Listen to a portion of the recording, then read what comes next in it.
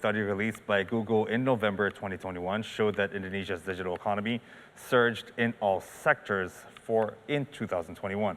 Now, being the biggest in Southeast Asia, the e-commerce sector was one of the main drivers, increasing by 52% year on year in Indonesia. The Indonesia digital economy value overall has a gross merchandise value, or GMV, of 70 billion US dollars, or around 998 trillion rupiah in 2021. That's according to the SEA Economy 2021 report by Google, Temasek, and Bain & Company. Google's research release in November 2021 showed that Indonesia has experienced a digital economy surge in all sectors in 2021, becoming the largest in Southeast Asia, with the e-commerce sector becoming the main driver, growing 52% year on year. Indonesia's e-commerce GMV is projected to increase from 35 billion US dollars in 2020 to 53 billion US dollars in 2021.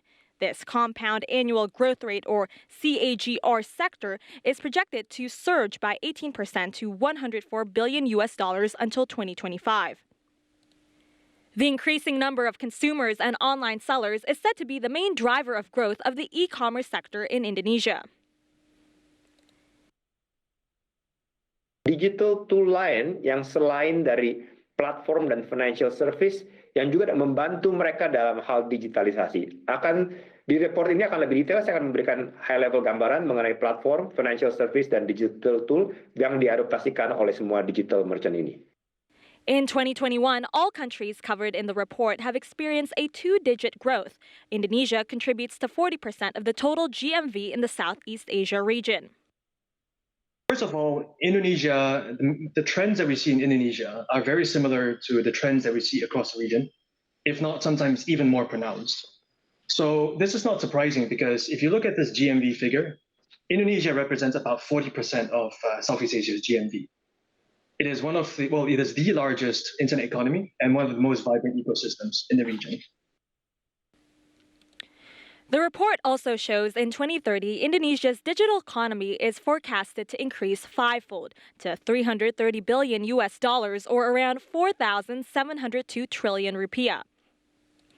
SEA Economy 2021 recorded investment deals increased strongly during the first half of 2021, with 300 deals with a value reaching 4.7 billion US dollars in the first semester, making Indonesia the most popular investment destination in the region, surpassing Singapore with deals reaching new records compared to recent years.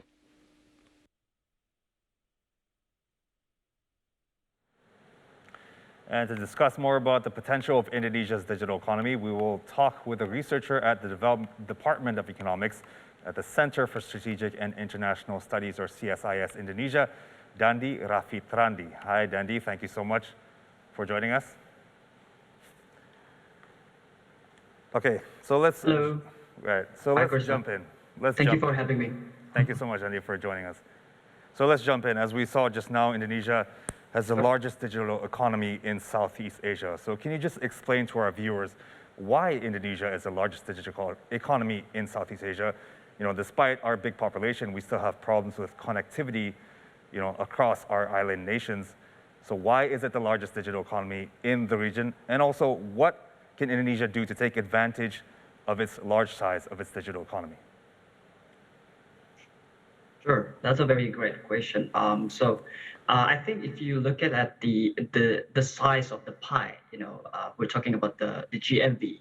But if you want to dig deeper into the per capita GMV, you can actually see that that's actually far from our real potential in the digital economy. So we at the center have conducted several research on digital economy and found there are at least 4 factors that can leverage the digital economy for our further new source of growth. The first one is digital infrastructure. Of course, this is very important. We know that the government also very active in bringing good quality of internet access, especially to the rural area, to open up more access and also adoption. But of course, this should be accompanied by adoption, which leads to the number 2 factor, which is the digital literacy. More literacy in the society will bring more adoption and also more productive approach and also utilization.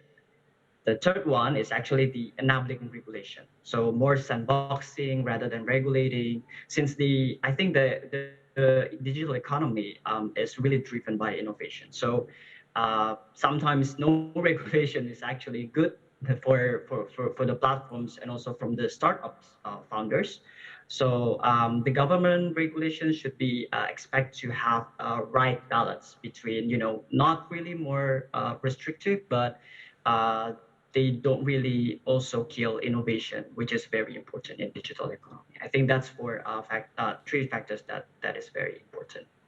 All right, so that's some of the factors that can be improved to expand Indonesia's Yep. digital economy. But just tell us very shortly, explain to our viewers, why is Indonesia's digital economy so big? Because as you said, the access to rural areas in Indonesia is still quite limited in terms of internet connectivity and stuff, but it's still the largest in the region.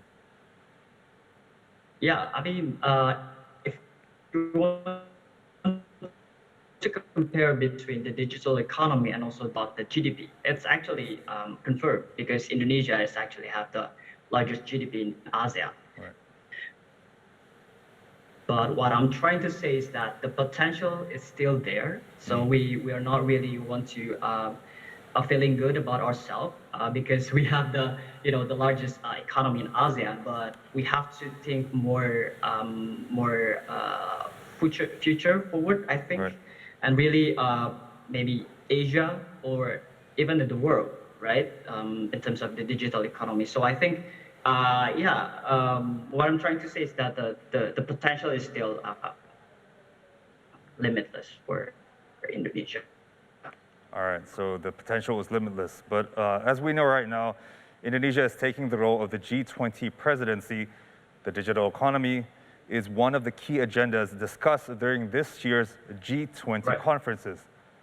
So as the host, what kind of steps do you think Indonesia can take, should promote in regards to the digital economy in the G20 meetings? Yes, I think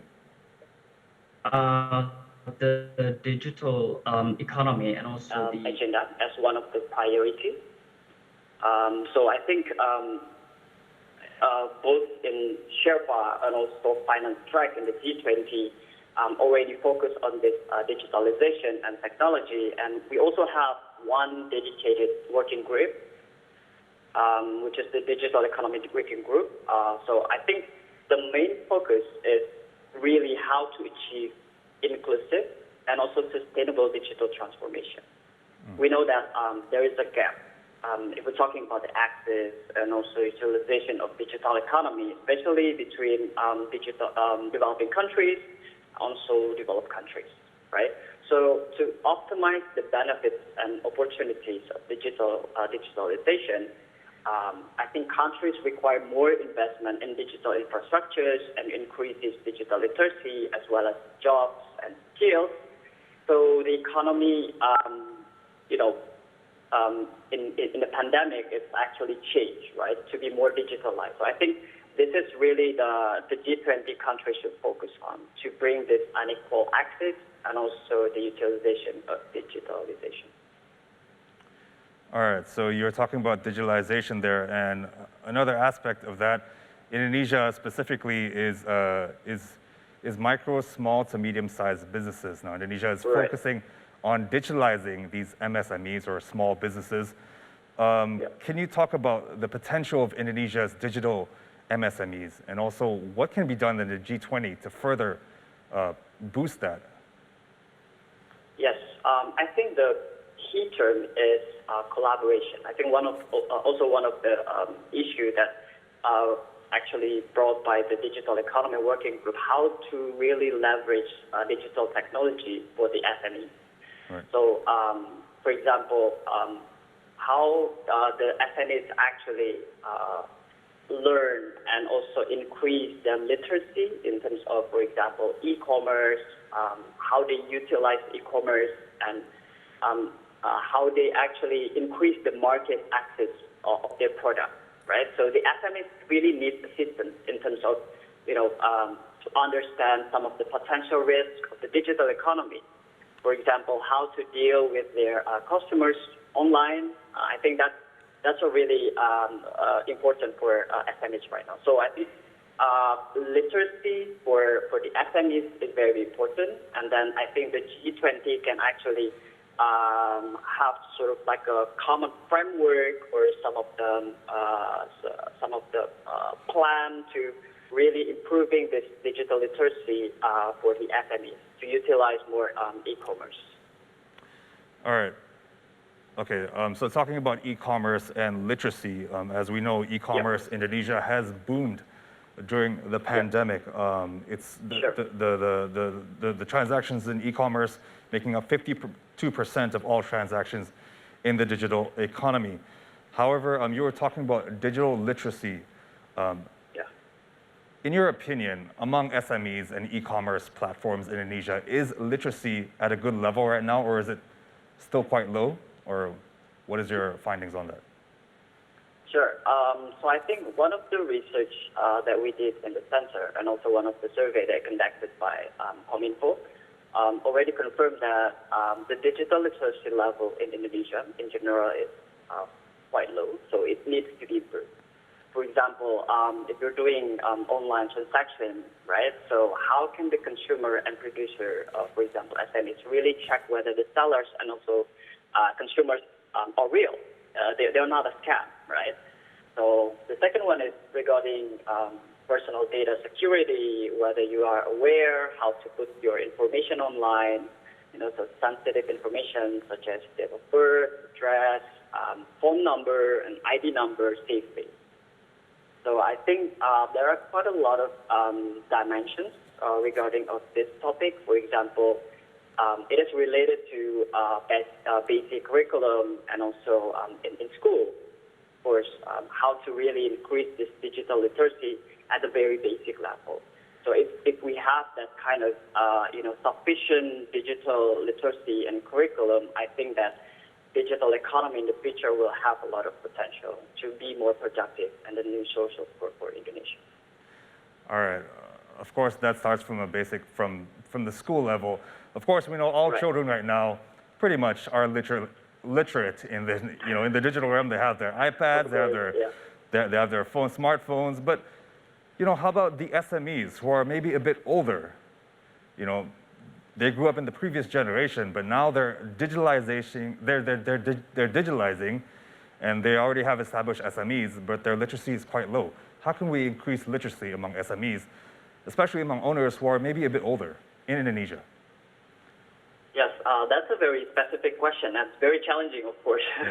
But that is also one of the challenges that we face in the G20 process, because some of the countries are actually in the aging population, while other countries still have a very young population. But this is also very tough challenge for example, developed countries, because they have a lot of aging population. But the thing is, one of the potential source to really improve this literacy for, especially for the aging population, is to encourage them to have more, future learning, to increase their whether they have the ability to really learn in the future. For example, in Singapore, we have this platform called Future of Skills. They really encourage people that is actually older generation that they can actually access some of the trainings and also platforms they can utilize to increase their skills. So they are not really left behind in terms of digitalization. So I think this is really a big gap, especially in Indonesia, because we don't really have that kind of platform yet. So I think that's one of the potential solutions in the future. All right. So talking about that platform and maybe efforts to improve literacy and the digital ecosystem. Now, I also want to talk to you about the role of the government and regulators. In your opinion, what kind of role should they take to expand the digital ecosystem in Indonesia? And are they doing a good job right now? You always give me a tough question. So I think I cannot really say whether it's good or not. But I'm just going to say that the goal of the government right now is how to really increase the investment in the digital economy. So they really have to understand how to strike a balance between, the regulation that is, restrictive, but you don't want to kill the innovation for the startup, because that is very important. So as I previously said that, for example, having a sandbox, the sandboxing regulation that is very important both for platforms, but also not only for platforms, but also for government. So the government can actually learn what the platform actually do in terms of digital economy and also digitalization. I think this is also already implemented in the financial sector. So I think this is the regulation or the approach that the government needs to use in terms of increasing the potential of the digital economy in Indonesia. All right, so we need collaboration from the government, from the people of Indonesia, and of course, Indonesia is the host or the presidency, or assuming the role of the G20 presidency. So we hope for the best for the digital economy in Indonesia to boom even further. Dandi Rafitrandi, researcher at Department of Economics, CSIS Indonesia. Thank you so much for your insights. Thank you, Christian.